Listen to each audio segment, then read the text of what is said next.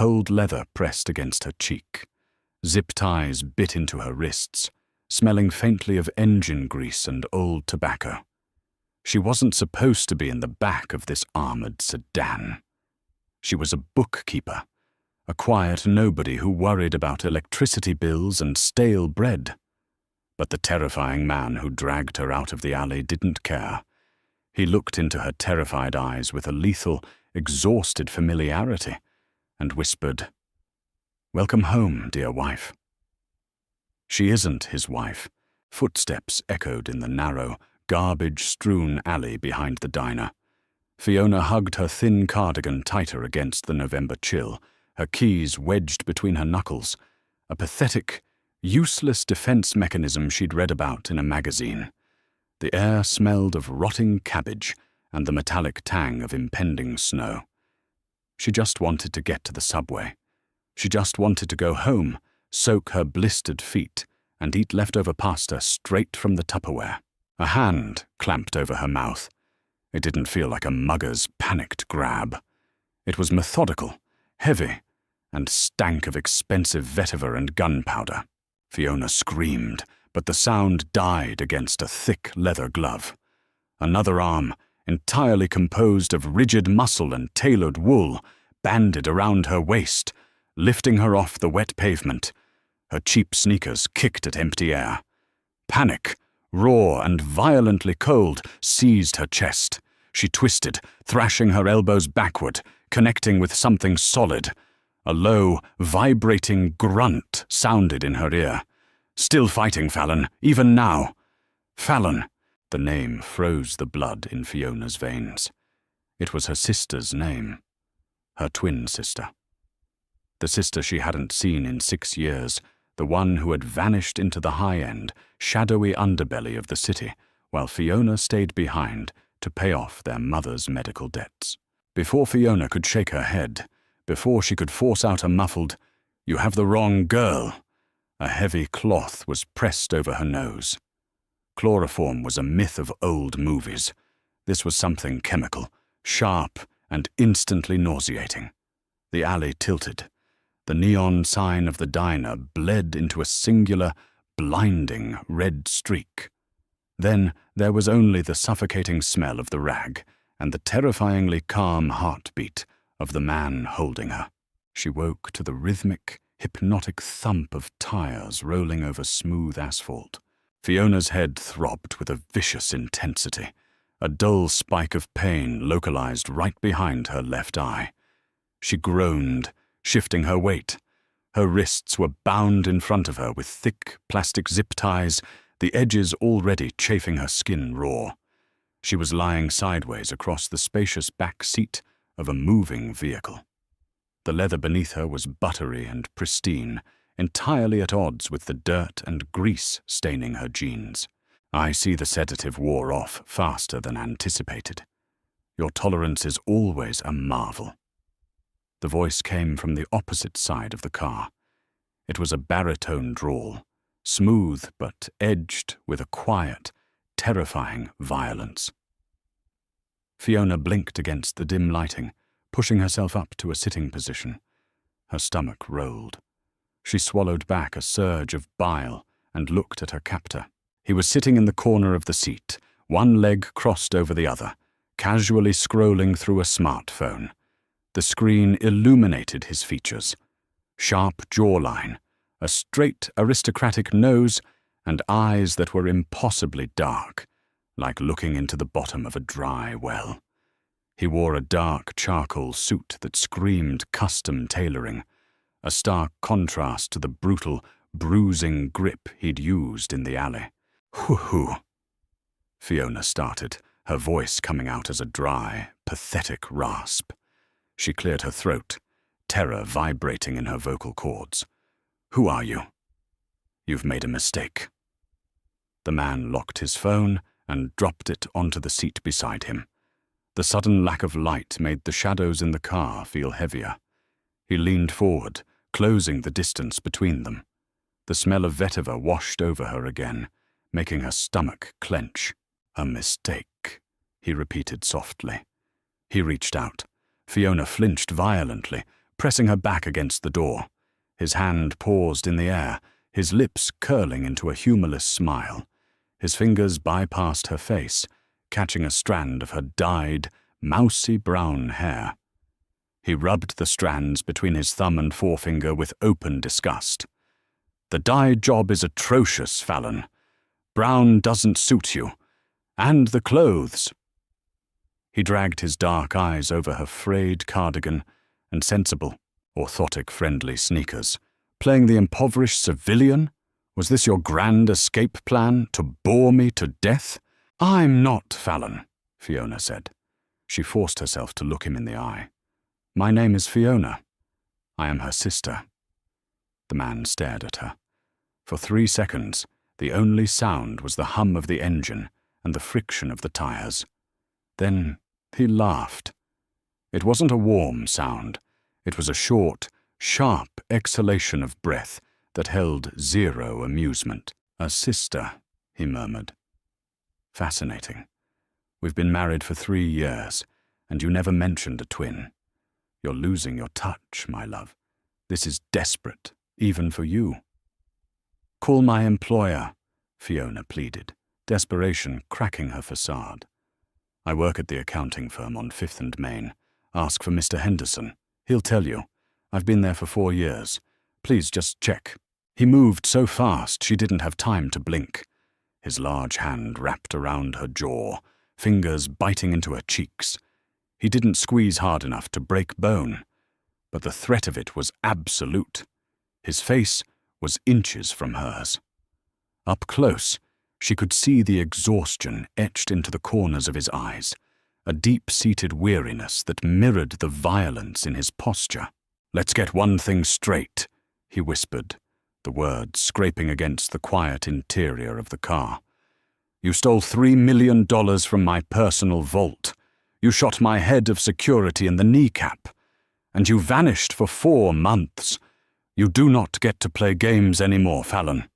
If you open your mouth to lie to me again, I won't wait until we get to the house to remind you who you belong to."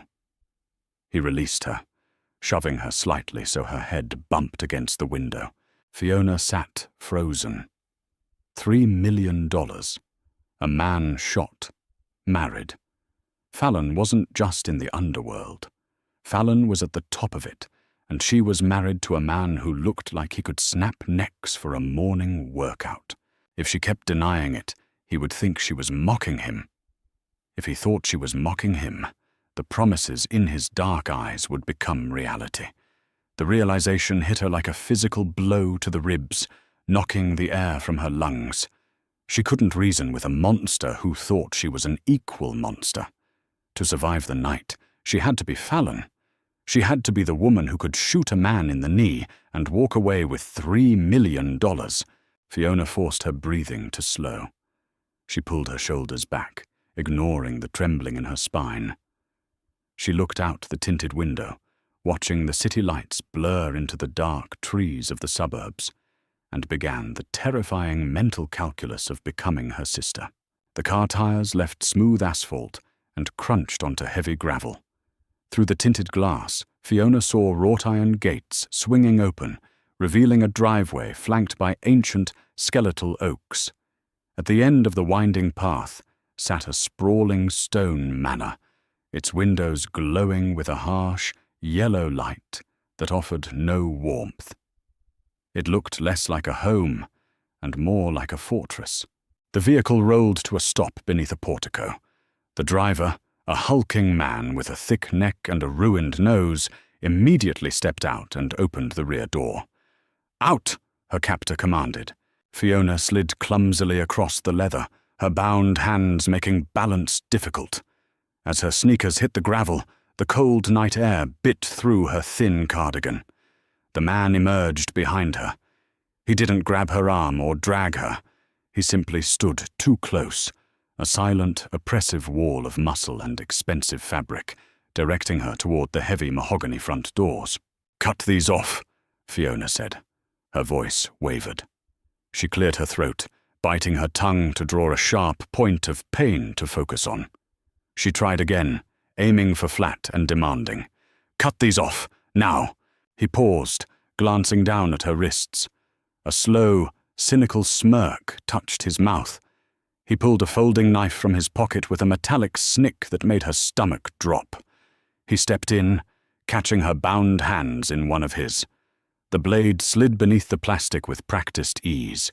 He twisted, and the zip tie snapped. "Better?" he asked, his tone dripping with patronizing calm. Fiona rubbed her raw wrists, hiding her shaking hands by crossing her arms over her chest. She didn't say thank you. Fallon wouldn't say thank you. Fallon would expect it. He pushed the front doors open. The foyer was massive, floored in stark black and white checkerboard marble that echoed aggressively with every step. A massive crystal chandelier hung from the vaulted ceiling like a frozen explosion. Several people were waiting in the hall. 2 men in dark suits, leaning against a banister, straightened up immediately as they entered. A woman in a dark maid's uniform stood near the archway, leading to the kitchen. "Boss," one of the suited men said, nodding respectfully. Then his eyes slid to Fiona. The color completely drained from the man's face. He took a half step backward, his hand twitching toward his jacket before he forced it down. Fiona watched the reaction. It wasn't just surprise.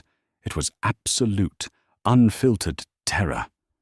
She turned her gaze to the maid. The older woman visibly flinched, dropping her chin to her chest, her hands trembling as she smoothed her apron. She looked like a rabbit staring down the barrel of a shotgun. "What did you do to these people, Fallon?" Fiona thought, acid churning in the back of her throat. "Everyone," the man beside her announced, his voice carrying effortlessly through the cavernous space. "My wife has decided to return from her sabbatical.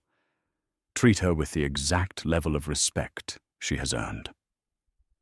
The silence that followed was suffocating. It was heavy with hatred and fear. "I'm tired, Ronan," Fiona said.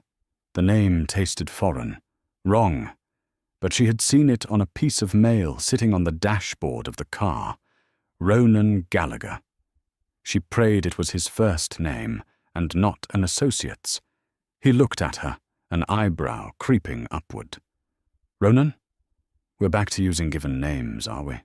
How domestic. Let's go upstairs, darling. You smell like old grease, and it's giving me a headache."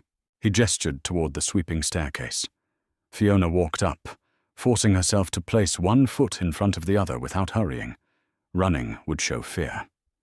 She felt his heavy gaze on her back, analyzing every shift of her hips, every placement of her feet. He led her into a master suite that was as cold and imposing as the rest of the house. Gunmetal grey walls, heavy velvet drapes, and a massive king-sized bed dominated the room. The air felt sterile, devoid of any personal touches. No photographs, no clutter, just expensive furniture and shadows. Ronan walked to a heavy oak dresser and unclasped his watch, letting it hit the wood with a sharp clink. He began unbuttoning his suit jacket. "The safe combination has been changed. Don't bother looking for the passports. The border guards are on my payroll anyway." He took off his jacket and tossed it onto a chair. Underneath, his white dress shirt stretched tight across his shoulders. Fiona stood in the center of the room, feeling small and ridiculous in her thrift store clothes. "Where are my things?" she asked, trying to project irritation instead of the blinding panic that was currently squeezing her lungs. Ronan pointed to a set of double doors. "Your closet is exactly as you left it. Take a shower, Fallon. Wash that ridiculous color out of your hair if you can. Then we are going to have a very long conversation about where my $3 million went." Fiona walked to the closet. She closed the doors behind her and slumped against the dark mahogany wood. The closet was the size of her entire apartment. Racks of designer dresses, rows of impossibly high stilettos, and glass displays of jewelry surrounded her. It smelled of expensive perfume and leather. She slid down the door until she was sitting on the plush carpet, pulling her knees to her chest. She dug her nails into her arms, trying to ground herself. "Breathe," She was locked in a fortress with a mafia boss who wanted his money back, a husband who hated his wife but was possessive enough to hunt her down. She didn't know the safe combination. She didn't know where the money was. She didn't even know how Fallon took her coffee. Fiona stood up. She stripped off her cheap clothes, leaving them in a pathetic pile on the floor. She walked into the adjoining master bathroom, a monstrosity of white marble and brass fixtures. She turned the shower on as hot as it would go, stepping under the spray. She scrubbed her skin until it was red, washing away the diner grease, the alleyway dirt, and the lingering scent of Ronan's chloroform. When she stepped out, she wrapped herself in a thick white towel. She went back to the closet and found a silk robe hanging on a velvet hook.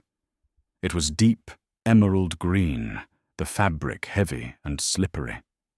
It felt cold against her skin, clinging in ways she wasn't used to. It felt like armor. It felt like a lie. She took a deep breath, tied the sash tightly around her waist, and opened the door to face her new husband. Ronan was sitting on the edge of the bed, a tumbler of amber liquid in his hand. He looked up as she walked in. His eyes tracked the movement of the emerald silk against her legs, lingering just a second too long before snapping back up to her face. The look wasn't loving.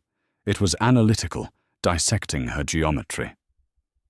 "You look different," he noted quietly, taking a slow sip of his drink.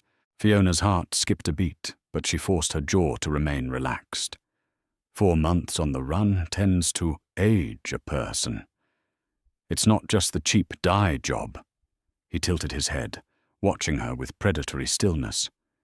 "You're holding your shoulders differently, and you didn't throw anything at my head when I insulted your clothes downstairs. Have you found religion, Fallon? Or are you just heavily medicated?" "I'm tired," Fiona replied, walking to a vanity mirror across the room and sitting down. She avoided his reflection in the glass. "Exhaustion makes you practical. Throwing things is a waste of energy." Ronan chuckled softly, the ice in his glass clinking. "Practical? Right. The woman who set fire to the East Wing because she didn't like the wallpaper is suddenly practical." Fiona closed her eyes for a fraction of a second. Set fire to the East Wing. She was impersonating a psychopath. "People change," she managed, picking up a silver hairbrush from the vanity and running it through her damp hair. "People adapt," Ronan corrected. He stood up, the mattress sighing as he shifted his weight. He walked up behind her. Fiona's muscles locked as his large frame filled the mirror behind her. He didn't touch her, but his proximity was a physical weight. "They adapt to survive. You're playing a new angle. I just haven't figured out what it is yet." He leaned down, his face hovering just above her shoulder, the smell of whiskey mixed with the lingering vetiver. "Sleep well, wife. The doors are locked from the outside. Don't try the windows. It's a 3-story drop to the flagstones." He walked away, leaving the room through a side door that led to what Fiona assumed was an adjoining suite or study. The heavy lock clicked shut with a brutal finality. Fiona exhaled a long, shuddering breath and collapsed forward onto the vanity. Morning arrived with the harsh, grey light of a coming snowstorm. Fiona hadn't slept. She had spent the night curled on top of the silk bedspread, fully robed, staring at the ceiling and running through every memory she had of Fallon. Fallon was sharp. Fallon was cruel. Fallon laughed when other people cried. At 8 a.m., the heavy bedroom door unlocked with a loud clack. The maid from the night before, Marta, entered, pushing a silver cart. She kept her eyes glued to the floor, her knuckles white where they gripped the handle. Fiona sat up, swinging her legs over the side of the bed. "Good morning," she said automatically, her voice rough from lack of use. Marta froze. The cart rattled slightly as the older woman's hands shook. She looked up, her eyes wide with fresh panic. I'm sorry, Mom. I didn't mean to wake you. I can leave. I'll take it back." Fiona realized her mistake immediately. Fallon wouldn't say good morning. Fallon wouldn't acknowledge a servant as a human being. Muscle memory forced Fiona's jaw shut. She had to correct it, or word would get back to Ronan that she was acting soft. Softness invited suspicion. Suspicion meant death. "Leave the cart," Fiona snapped, pushing her voice down an octave, scraping it with irritation. "And stop shaking. It's pathetic. Get out!" The words tasted like poison on her tongue. Marta nodded frantically, releasing the cart and backing out of the room as if escaping a tiger enclosure. The door clicked shut. Fiona squeezed her eyes shut, a wave of self-disgust washing over her. She hated herself. She hated the necessity of the cruelty. She walked over to the cart. Black coffee in a silver pot, a single grapefruit cut in half, and dry toast. It was a starvation diet. Fiona's stomach, used to heavy diner breakfasts, growled violently. She poured the coffee. It was pitch black and smelled like roasted ash. She took a sip. The bitterness coated her tongue, scalding the roof of her mouth. She forced herself to swallow it without wincing. An hour later, an enforcer arrived to escort her downstairs.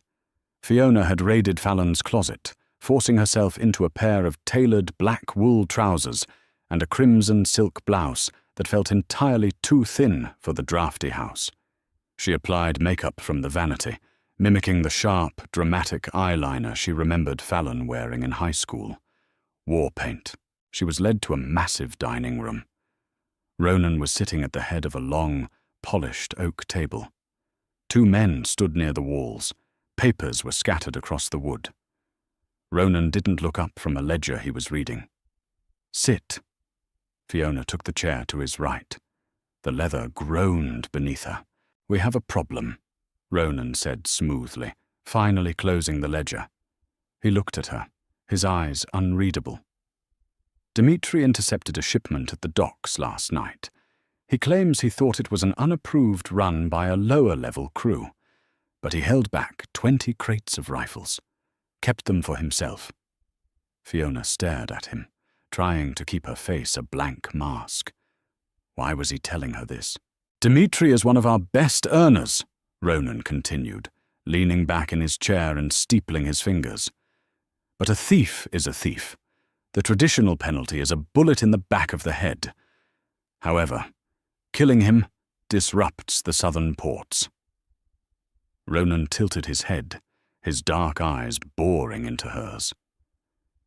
"You've always had a creative mind for punishment, Fallon. What do you think we should do?" It was a test. A blatant, dangerous test. Fiona's heart hammered against her ribs like a trapped bird.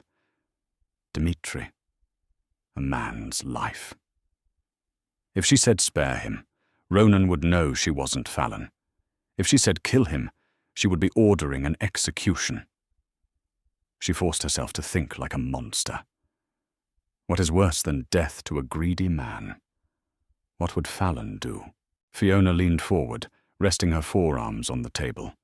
She let her gaze sweep over the two enforcers before locking eyes with Ronan. She channeled every ounce of anger she felt at being kidnapped, at being forced into this nightmare, and pushed it into her voice. "A bullet is too quick," Fiona said, her voice eerily calm, the crimson silk of her blouse catching the dull light. "He stole from you to build his own arsenal. He wants power. So take it all." She paused, letting the silence stretch, calculating the weight of her words. "Strip him of his territory, seize his personal accounts, leave him alive, but make sure every crew in the city knows he's nothing but a beggar now. Let him starve in the streets he used to run. Death makes him a martyr. Humiliation makes him a cautionary tale." The room went dead silent.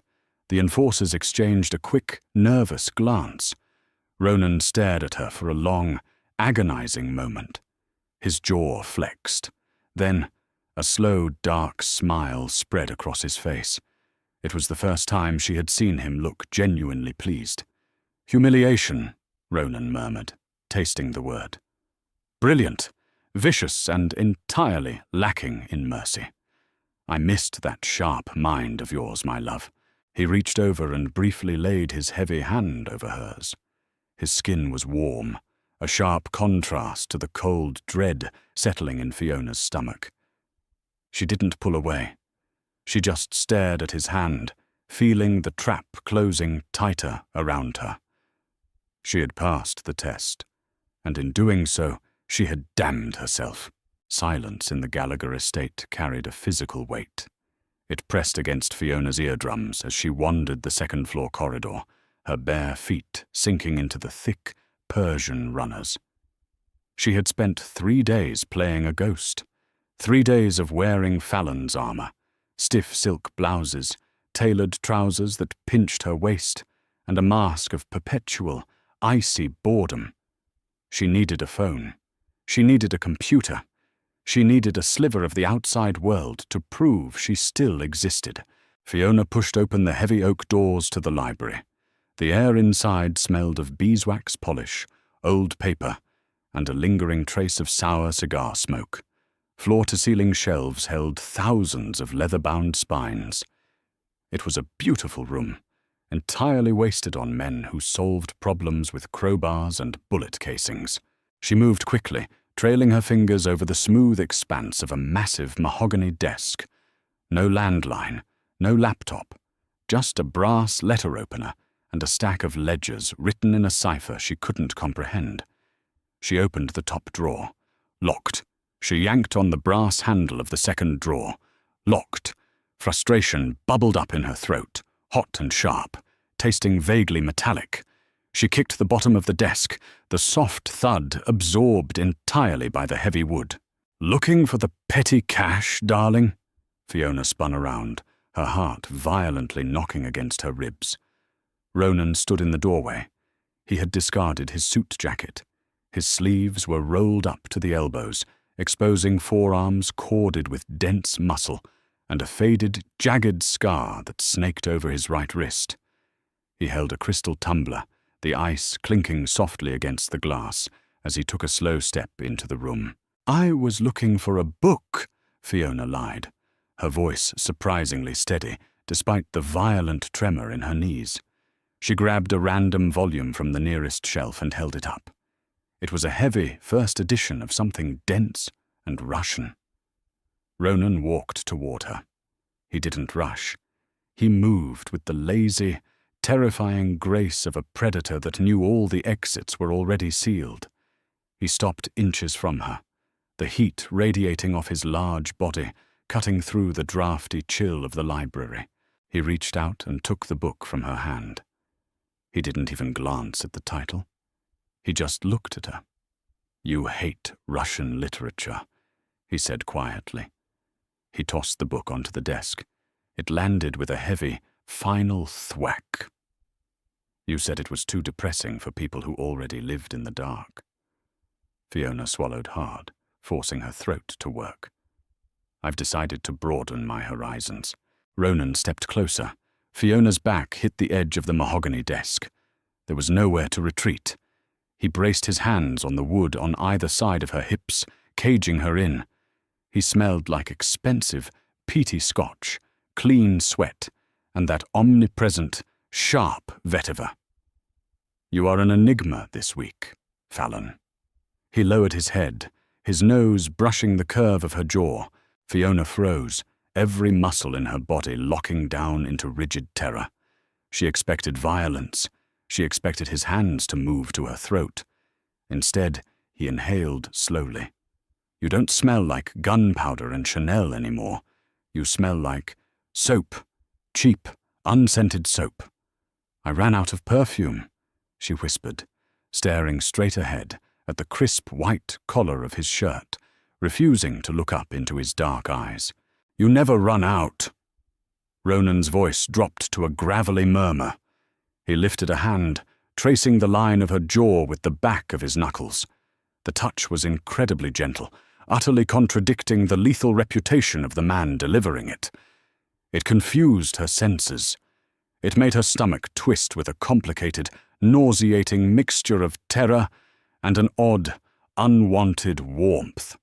Her breath hitched, an imperfect, raw sound escaping her lips before she could bite it back. He stepped back suddenly, the spell breaking like shattered glass. He picked up his tumbler, his expression smoothing over into a mask of total indifference. "Dinner is in 20 minutes.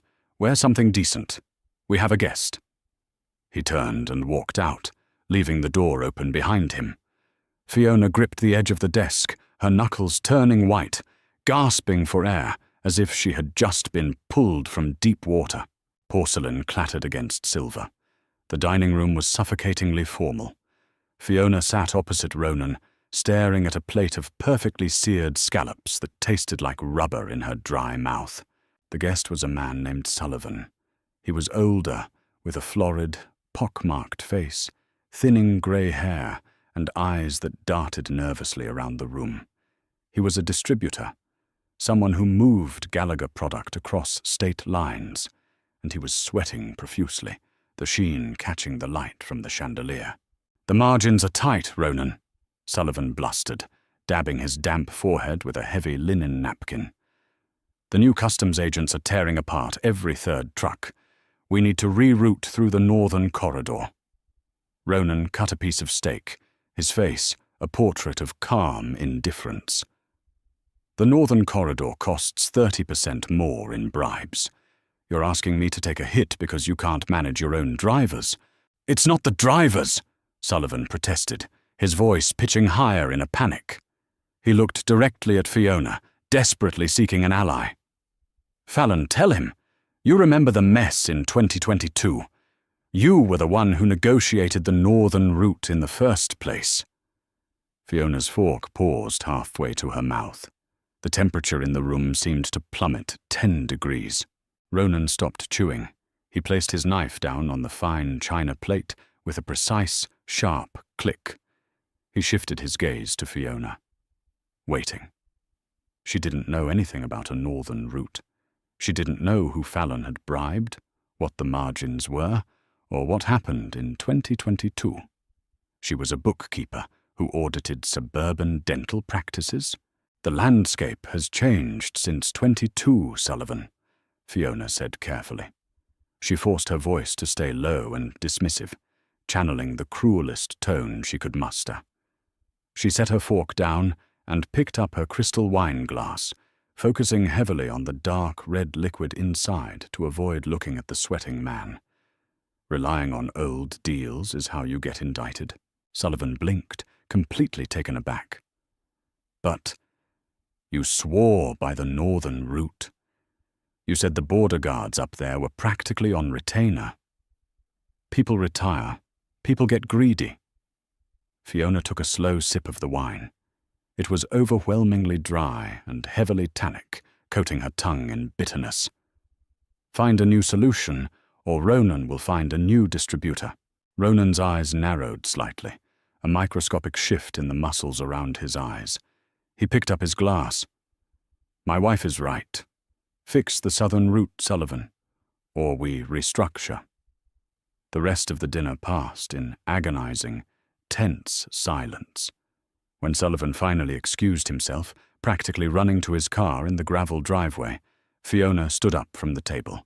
Her legs felt like lead. She just wanted the sanctuary of her locked bedroom. "Sit down." The command wasn't loud, but it cracked through the empty dining room like a whip. Fiona froze. Her heart skipped a beat, and she slowly lowered herself back into the leather-backed chair. Ronan poured himself another glass of wine. He didn't offer her any. He stared at her from the opposite end of the table, his dark eyes stripping away her flimsy defenses, layer by layer. "You handled Sullivan well," he said. The compliment sounded exactly like a threat. "He's an idiot," Fiona replied, crossing her arms over her chest to hide the sudden trembling in her fingers. "He is." Ronan stood up.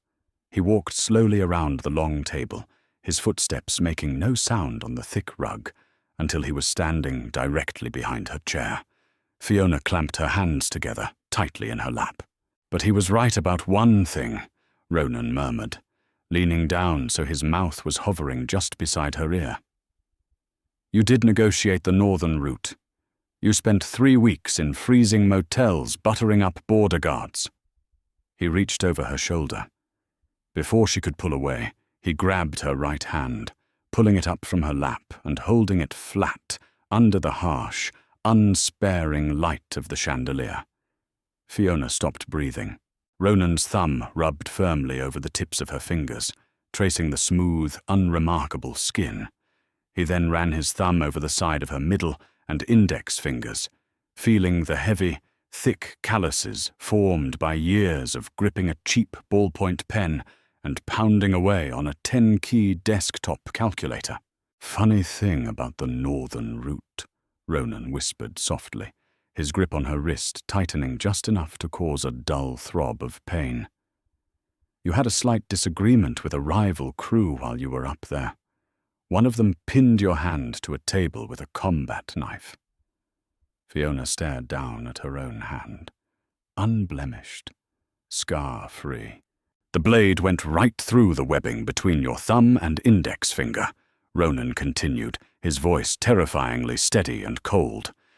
It took 12 stitches, left a nasty, puckered scar. He dropped her hand. It hit the edge of the mahogany table with a dull thud. Ronan moved to stand directly in front of her. The exhaustion in his eyes was completely gone, replaced by a cold, calculating fury that sucked all the oxygen out of the room. He braced his hands on the arms of her chair, trapping her. "Where is the scar, Fallon?" he asked, the silence in the room pressing down on them. And more importantly, why do your hands feel like they belong to someone who has never fired a gun in her life? Panic seized her throat like a physical hand, squeezing until her vision blurred at the edges. Fiona stared at the pale, unscarred skin of her own hand, resting limply on the dark wood of the dining table. The silence in the room stretched until it felt brittle enough to snap. Ronan didn't yell. He didn't pull a weapon.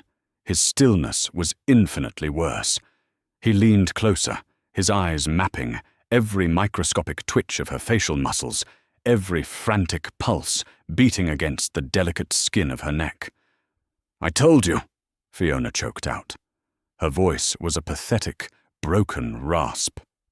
She squeezed her eyes shut, unable to bear the searing intensity of his gaze. "I told you in the car. I told you in the alley. Open your eyes." The command was soft, but it carried the weight of an anvil. Fiona obeyed, her eyelashes wet with involuntary tears. Ronan slowly straightened up, his towering frame casting a long, distorted shadow across the china and crystal. He dragged a hand down his face, the sound of his palm against his jaw loud in the dead quiet. For the first time since she had been thrown into the back of his armored sedan, the impenetrable mask of the ruthless boss slipped. He looked profoundly, dangerously confused. "Fiona," he said, testing the syllables. He tasted the name as if it were a strange, bitter vintage. A twin. She actually has a twin.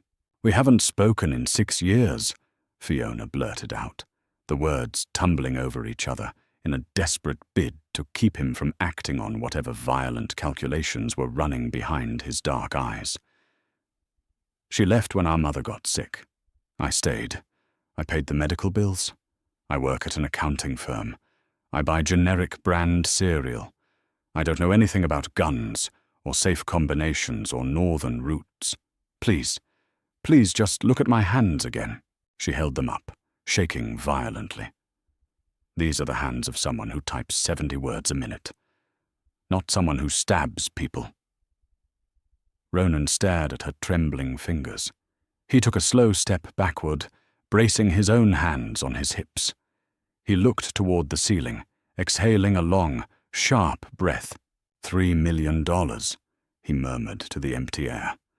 A dark, cynical chuckle vibrated in his chest. She didn't just steal the money. She left a breadcrumb trail, a sloppy, obvious trail right to a diner in the city. He looked back down at Fiona, his expression hardening into something jagged and cold. She knew I would track the scent. She knew my men would grab the first woman who looked exactly like my wife. The realization hit Fiona with the force of a physical blow. Her stomach bottomed out, acid burning the back of her throat. Fallon hadn't just vanished. Fallon had offered her up as a sacrifice. Her own sister had used her as a decoy, a fleshy speed bump to slow down a monster, buying herself a 4-month head start to disappear with a small fortune. Fiona clamped a hand over her mouth. A ragged, terrible sound tore out of her throat, a half sob, half laugh that tasted like bile. She bent forward, pressing her forehead against the cool edge of the mahogany table, trying to ground herself as the room spun. Her lungs seized. The betrayal was so profound, so entirely calculating, it fractured something fundamental inside her chest. "Breathe," Ronan ordered sharply. She couldn't. She was hyperventilating, the edges of the room turning a muddy, swimming grey. The crisp silk of her borrowed crimson blouse felt like a straitjacket. Heavy footsteps closed the distance. Rough hands grabbed her shoulders, hauling her upright. Ronan pushed her head down between her knees. "Breathe, damn it! I am not having you pass out on my floor!" Fiona gasped, pulling the scent of his vetiver cologne deep into her lungs. It was an awful irony that the smell of her kidnapper was the only thing anchoring her to reality. She forced her chest to expand, fighting the panic attack with the stubborn, deeply ingrained practicality of a woman used to surviving on scraped-together pennies. After 5 agonizing minutes, the shaking subsided into a dull, exhausted tremor. She sat up slowly. Ronan was standing a few feet away, watching her with a clinical detachment that made her skin crawl. He had poured himself a glass of water and set it on the table near her elbow. He didn't offer it. He simply left it there. "Drink," he instructed. Fiona reached for the crystal glass. It was incredibly heavy. She managed a sip, the freezing water shocking her system. She wiped her mouth with the back of her wrist, discarding the elegant linen napkin entirely. "What now?" she asked, her voice hollow. She looked up at him, stripping away the pathetic attempt at Fallon's haughty sneer. She was just Fiona now, small, terrified, and entirely at his mercy. "Do you kill me because I know your face?" Ronan leaned against the back of his chair, crossing his arms. "Killing you yields 0 return on investment. It doesn't get my money back. It doesn't solve the problem of my missing wife." "Then let me go. I can't do that either." He tilted his head, his eyes narrowing. "You're a liability, but you're also an asset. Fallon thinks she's brilliant. She thinks she bought herself total freedom by feeding you to the wolves. But Fallon has a fatal flaw." Fiona frowned, her brows drawing together. "What?" "Ego," Ronan said softly. "She won't be able to resist checking in. She'll want to know if I killed you. She'll want to know if her little trap worked. And when she looks—" His lips curved into a smile that held no warmth whatsoever. "She's going to see you standing right by my side." Midnight swallowed the Gallagher estate, turning the sprawling house into a tomb of shadows and drafty corridors. Fiona sat in a high-backed leather chair in Ronan's private study, a heavy wool blanket draped over her shivering shoulders. The study was functional and ruthless. Dark oak panels, a massive steel safe built directly into the masonry, and a desk practically groaning under the weight of ledgers and burner phones. The air smelled of metallic gun oil and strong, black coffee. Ronan sat behind the desk, methodically cleaning a matte black handgun. The rhythmic, metallic snick-clack of the slide being racked set Fiona's teeth on edge. He wasn't doing it to intimidate her, which somehow made it infinitely worse. It was just a chore to him, like doing the dishes, The rules of your survival are simple, Ronan stated, not looking up from the weapon. He wiped down the barrel with a grease-stained rag. To me, behind closed doors, you are Fiona. You are a civilian who got caught in the crossfire. I will not hurt you. He paused, looking up. His dark eyes caught the dim light of the desk lamp, glinting like chipped obsidian. But outside this room, to the staff? To my men? To the rival crews trying to carve up my territory? You are Fallon Gallagher.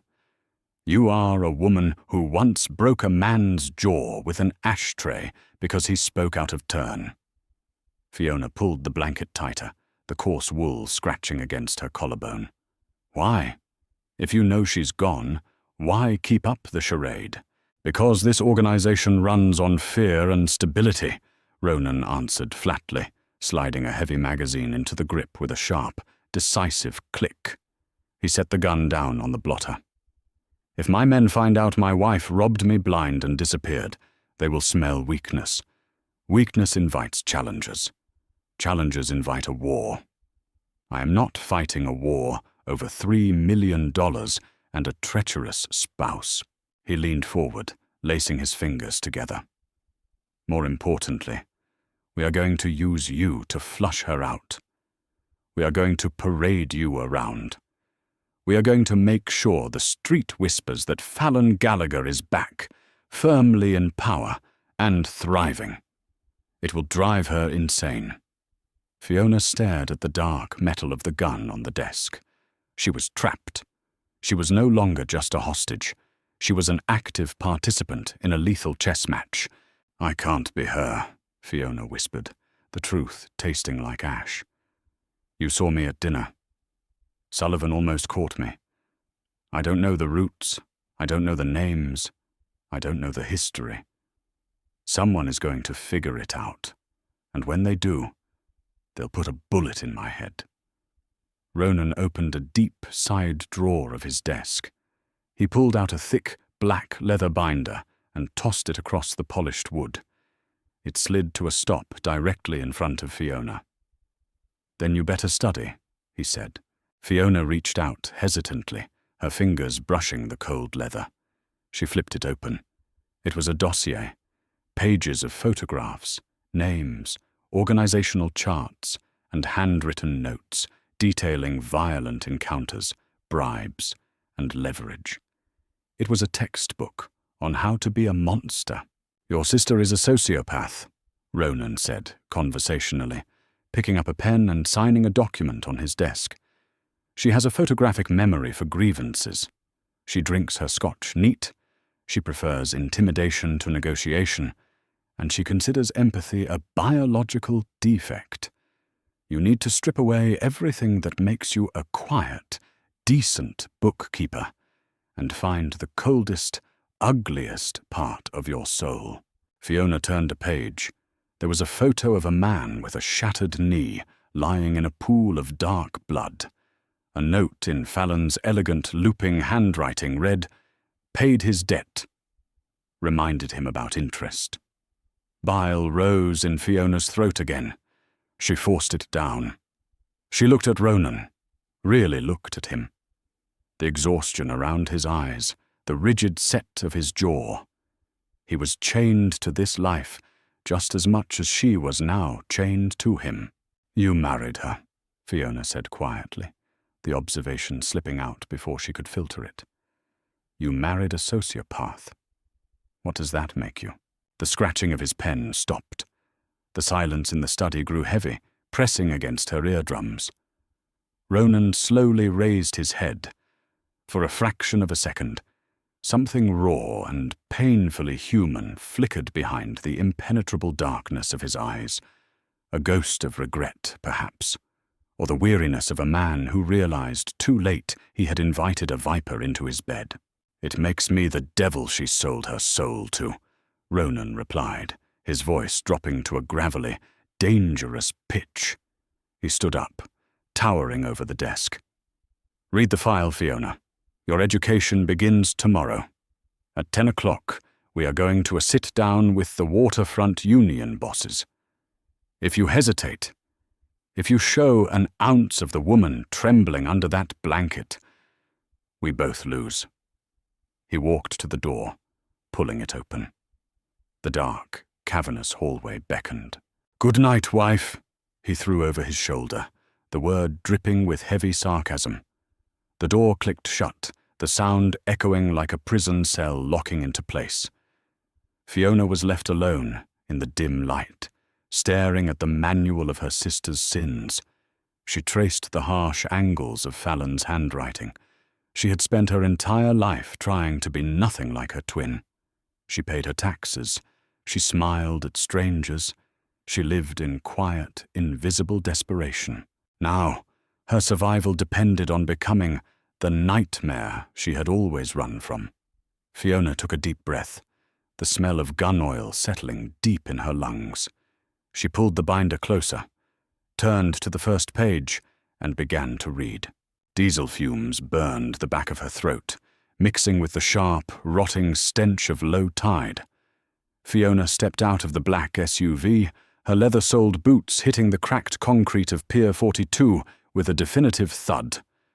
November wind whipped off the grey, churning harbour water, slicing straight through the heavy, tailored charcoal trench coat Ronan had laid out for her that morning. Kevlar lining, he had mentioned casually over black coffee. Bulletproof. It weighed heavily on her shoulders, a physical reminder of the target painted on her back. Ronan flanked her right side. He wore no overcoat, just a dark suit that absorbed the bleak morning light. His presence was a gravitational pull, forcing the half-dozen dock workers lingering near the chain-link fence to avert their eyes, and suddenly find immense interest in the toes of their steel-toed boots. Fiona locked her jaw, forcing the tremor out of her hands by shoving them deep into the fleece-aligned pockets of the coat. She had spent the entire night reading Fallon's black binder. She had memorized names, grudges, supply chains, and cruelties. Her brain felt overstuffed, wired with an ugly, jagged energy. "Walk slightly ahead of me," Ronan murmured, his lips barely moving. "You are the emissary today. I am just the muscle enforcing your will. Don't look at the water. Look at the corrugated warehouse door." Fiona obeyed. She lengthened her stride, ignoring the pinch of her expensive boots. Inside Warehouse 7, the air was stagnant, reeking of wet cardboard and old fish scales. A single high-wattage bulb hung from the rusted rafters, casting harsh, downward shadows over a folding card table. 3 men sat around it. The man in the center was Patrick Donnelly, head of the Longshoremen's Union. He was a barrel-chested man with a red, pockmarked face and eyes that looked like wet stones. According to Fallon's notes, Donnelly had a severe gambling addiction, a mistress in a neighboring state, and a tendency to skim 3% off the top of the Gallagher shipping crates. Donnelly didn't stand when they approached. He leaned back in his squeaking metal chair, lighting a cheap cigar. The acrid smoke drifted toward them. "Ronan," Donnelly grunted, pointedly ignoring Fiona. "Didn't expect a personal visit. We already sent the envelope for the month." Ronan stopped a few feet from the table, clasping his hands in front of him. He looked at Fiona. The stage was hers. Fiona swallowed the lump of pure, unadulterated terror lodged in her esophagus. She channeled the exhaustion of the past 4 days, the anger of being kidnapped, the profound betrayal of her own twin sister, and forged it into a spear. She stepped up to the table.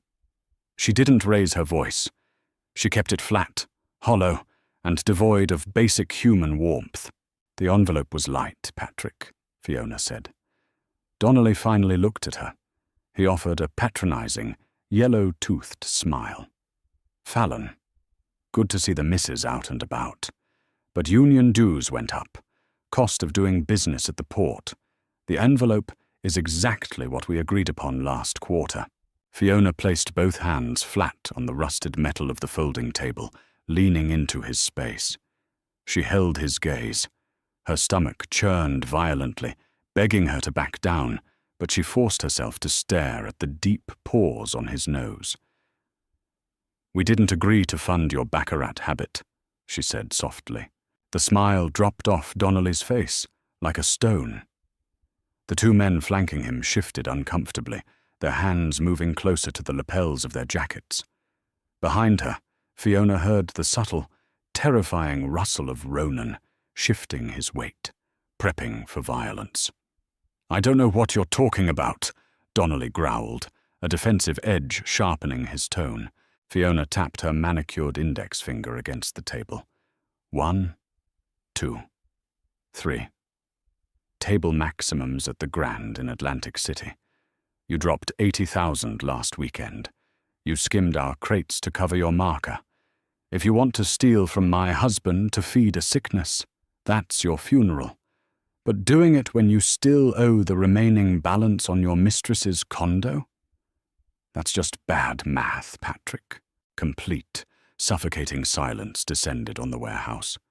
The only sound was the distant screech of a seagull and the heavy thud of Donnelly's heart rate accelerating. He stared at her, his florid face draining of color, leaving a sickly, mottled gray. He looked past her, seeking mercy from Ronan. Ronan offered none. He merely tilted his head, watching Fiona with an expression of dark, predatory approval. "The shortfall will be in my husband's hands. By midnight," Fiona continued, pushing away from the table. She brushed a speck of imaginary dust from her sleeve, mimicking a gesture she had seen Fallon do 100 times. "If it isn't, I won't send Ronan's men to collect. I'll send your wife the mortgage papers for the condo in Boca. Then I'll let the casino collectors break your legs. Are we clear?" Donnelly swallowed audibly. "Clear. It'll be there." Fiona turned on her heel and walked out. She didn't look back to see if Ronan was following. She pushed through the heavy warehouse door, stepping back out into the biting wind. By the time she reached the SUV, her knees gave out. She caught herself on the door handle, her breath hitching in ragged, uncontrolled gasps. The adrenaline crashed, leaving a toxic, shaking weakness in its wake. She had just threatened a man's life. She had weaponized his secrets. She had done it well. Ronan's large hand wrapped around her elbow, steadying her. He opened the heavy armored door and guided her into the passenger seat. He didn't speak until he was behind the wheel, the engine purring to life and locking out the cold. He looked at her, his hands gripping the leather steering wheel. The exhaustion in his eyes had receded, replaced by a complex, guarded respect. "You didn't blink," he observed quietly. Fiona leaned her head back against the headrest, staring blankly at the grey fabric of the ceiling. "I feel sick. I feel absolutely sick to my stomach." "That means you're still human," Ronan said. He shifted the car into drive, pulling away from the docks. Fallon would have shot one of his men just to punctuate the sentence. "You got the money back without a single drop of blood." Fiona closed her eyes. The praise felt dirty. It felt like a trap. Don't act like we're a team. I'm your hostage. I did what I had to do so you wouldn't put me in the ground." Ronan didn't argue. He just drove, the silence stretching between them, no longer suffocating, but heavy with the terrifying realization that she was entirely capable of wearing the monster's skin. 3 weeks blurred into a monotonous, high-stakes nightmare. Fiona attended dinners, sat in on territory negotiations, and smiled coldly at men who quietly calculated how long it would take to dispose of her body. She lived entirely inside the black binder. She became a database of human leverage. The staff at the estate stopped trembling when she entered a room, their sheer terror replaced by a wary, confused caution. She didn't throw plates. She didn't fire the gardener for planting the wrong shade of hydrangeas. She was still demanding, but the unpredictable, malicious cruelty of the real Fallon was absent. Late one Tuesday evening, Fiona sat in the library, a glass of untouched bourbon sweating onto a coaster beside her. A heavy rain battered the tall windows, obscuring the sprawling grounds in a sheet of dark water. She was auditing the monthly ledger for the southern routes. The numbers were entirely fabricated, heavily padded to hide a massive deficit. Someone was bleeding Ronan dry from the inside. The heavy oak doors clicked open. Ronan stepped in, carrying a small, plain, brown cardboard box. His suit jacket was damp, his hair plastered against his forehead. He looked lethal. He didn't say a word.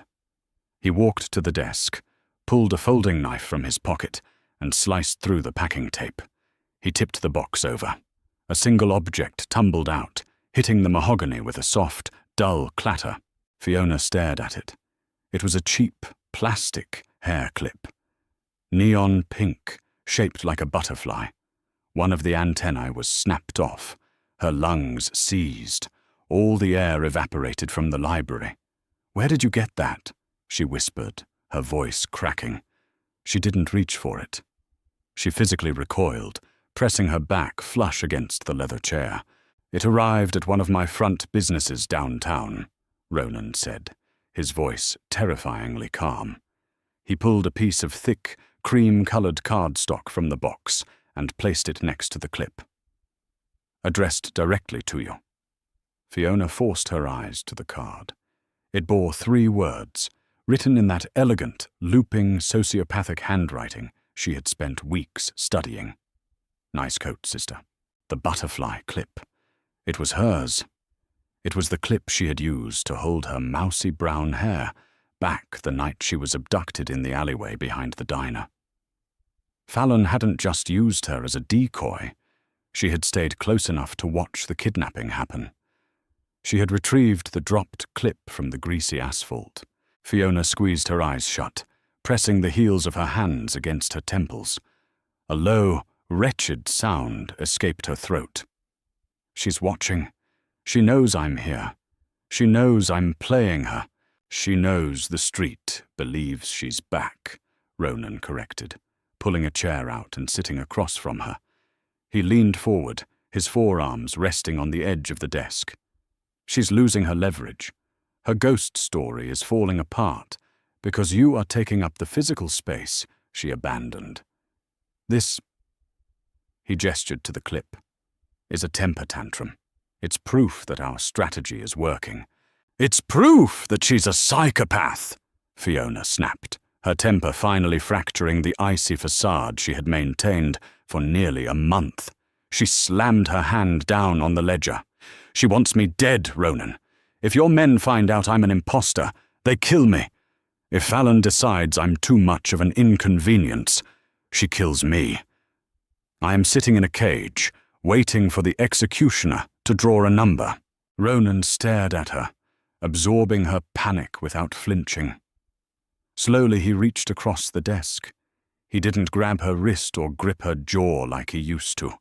He simply laid his large, scarred hand flat over hers, anchoring her to the wood.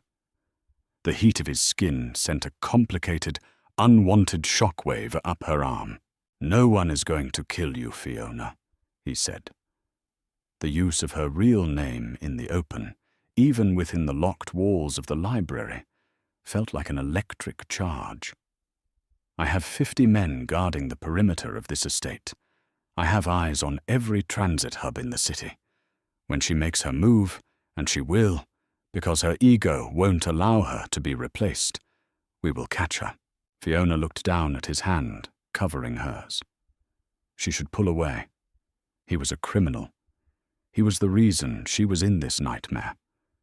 But the quiet, absolute certainty in his voice was the only solid ground she had left in a world built on quicksand. "And when you catch her?" Fiona asked quietly, lifting her gaze to meet his dark, fathomless eyes. "What happens to me?" Ronan's jaw flexed. For a long moment, the silence was broken only by the relentless drumming of the rain against the glass.